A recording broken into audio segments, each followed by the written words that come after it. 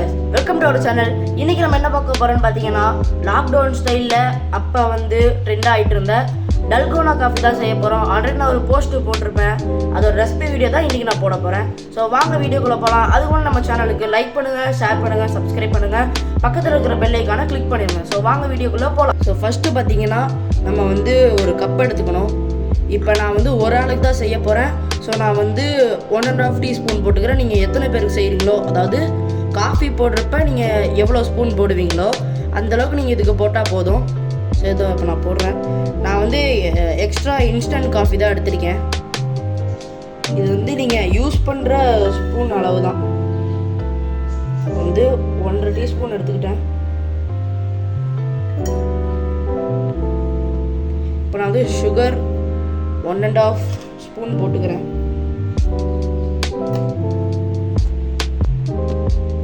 இப்போ பார்த்தீங்கன்னா நான் ஒரு மெஷரிங் ஸ்பூன் எடுத்திருக்கேன். இது 1 டேபிள் ஸ்பூன், இது 1 டீஸ்பூன். இப்போ 1 டேபிள் ஸ்பூனில் 1 ஸ்பூனும் 1 டீஸ்பூனில் 2 ஸ்பூன் போட்டுக்கிறேன். அவ்வளோதான். இப்போ நம்மளோட பெரிய வேலை என்னன்னு பார்த்தீங்கன்னா இது கலக்கிக்கிட்டே இருக்கணும்.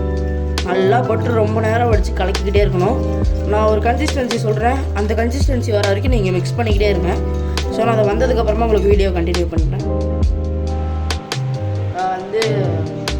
பார்த்துக்கிட்டிங்கன்னா நல்லா கலக்கிக்கிட்டே இருக்கணும். கை வலிக்கும், அதான் ஒரு பெரிய ப்ராப்ளம். தப்பில்லை, போர் அடிக்கிறது இதை பண்ணலாம்.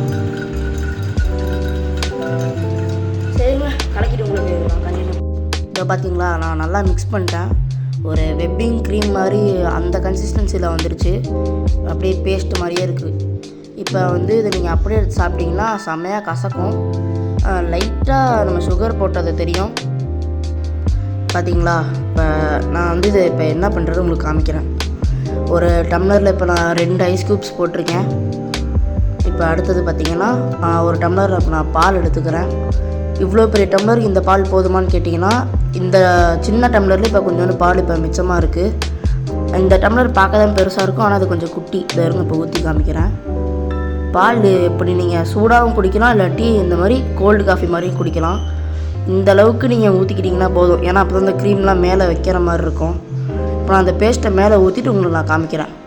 பார்த்தீங்களா, சூப்பராக இருக்கா? அப்படி இந்த மாதிரி போட்டு நீங்கள் அப்படியே குடிச்சிங்கன்னா நல்லா இருக்காது. நான் சொல்கிறேன் பாருங்கள், இந்த மாதிரி நீங்கள் டிசைன் பண்ணி ஃபோட்டோஸ்லாம் எடுத்துக்கோங்க, நல்லாயிருக்கும்.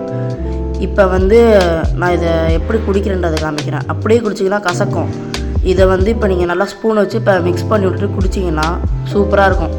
நார்மல் காஃபி டேஸ்ட்டில் தான் இருக்கும். நீங்கள் குடிச்சிங்கன்னா அந்த ஒரு வெப்பிங் க்ரீம் காஃபி டேஸ்ட்டோடு குடிக்கிற மாதிரி ஒரு ஃபீல் இருக்கும். பார்த்தீங்களா, இந்த மாதிரி மீஸ் வந்துச்சுன்னா தொடச்சிருங்க. நல்லாயிருக்கு. நீங்களும் இந்த மாதிரி ட்ரை பண்ணி பாருங்கள்.